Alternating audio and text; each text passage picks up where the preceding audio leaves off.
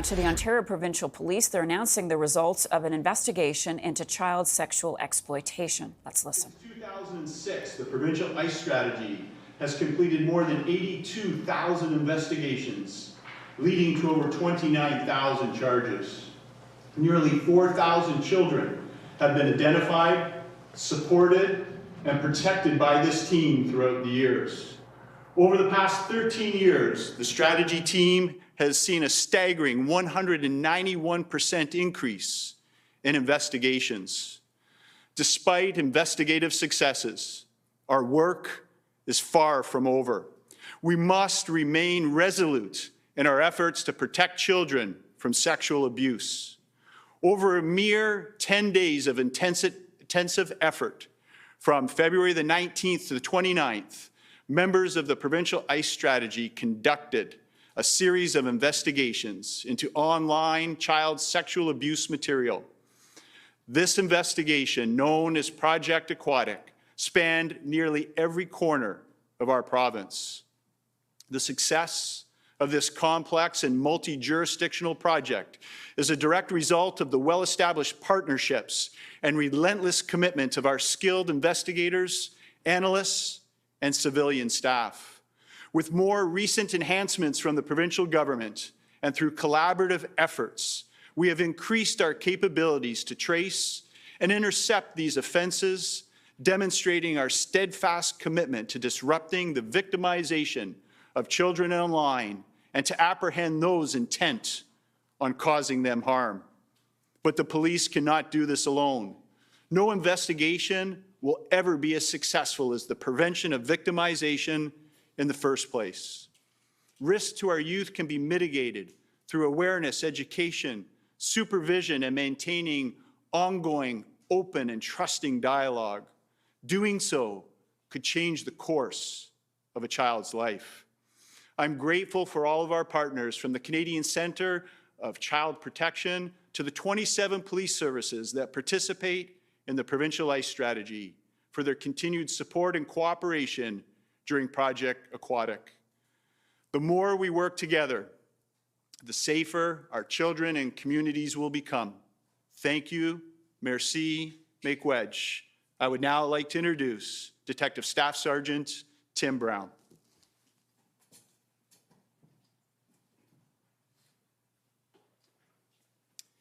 Thank you, Commissioner Creek. I'm OPP Detective Staff Sergeant Tim Brown, and I coordinate Ontario's provincial strategy to prevent child sexual abuse and exploitation on the internet. It's commonly known as the Provincial ICE strategy. Launched on February 19th, 2024, Project Aquatic was an opportunity for officers from 27 police services to come together and to identify and stop the abuse of 34 child victims. The goal was clear: to identify victims and to apprehend individuals who make, access, and distribute child sexual abuse material. Thanks to the project team's dedication and resolve, this enforcement action resulted in 64 individuals across Ontario facing a total of 348 charges. Together, we completed 129 investigations. Our team also seized 607 digital devices. To fully grasp the significance of this, consider that the first mass-produced smartphone, introduced shortly after the launch of the Provincial ICE strategy in 2006, had a mere 8 gigabytes of storage. Today, mobile devices can accommodate as much as 1 terabyte of storage, which equates to 128 times the capacity. 1 terabyte can store up to 250,000 photos or 500 hours of video. During Project Aquatic, we apprehended a suspect who possessed multiple devices and had hard drives amounting to more than 21 terabytes of data. For every device seized, an officer or analyst examines each photo and video, which can take several weeks. The time spent on each child sexual abuse investigation only grows with a continued increase of storage. With each passing year, the tools used by predators who wish to harm our children grow more sophisticated and harder to trace. From advanced encryption to the dark web, these factors add to the complexity of police investigations. With the advent of AI-generated images, our task to differentiate between real and synthetic victims adds yet another element to our efforts in apprehending those who make, possess, access, and distribute child sexual abuse material. However, this does not deter us.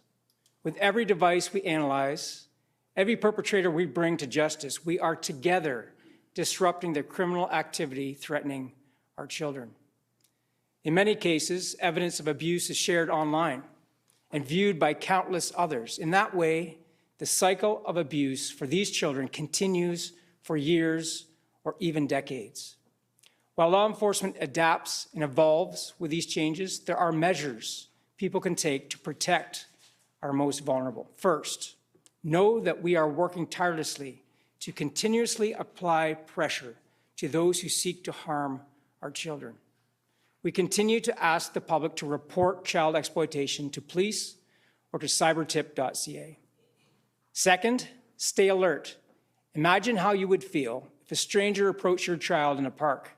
This same level of gravity must be translated to the digital playgrounds where predators lurk under the cover of anonymity and false identities. These dangers are not confined to the shadowy corners of the internet. Predators go where children go. Third, we need a continuous and holistic approach to this societal problem. Parents, educators, children, internet providers, and entire communities must be informed and vigilant about the realities of child luring, child grooming, and the dangers posed online. Education, awareness, and strong enforcement action are the foundations for combating child sexual exploitation on the internet. Let today be a call to action. The fight against child exploitation requires more than just the efforts of law enforcement. It demands a societal pledge to safeguard our most vulnerable, our children. It calls for each of us to educate, to be aware, and to take action. Together, we can turn the tide against these heinous crimes. Thank you. Merci. Miigwech.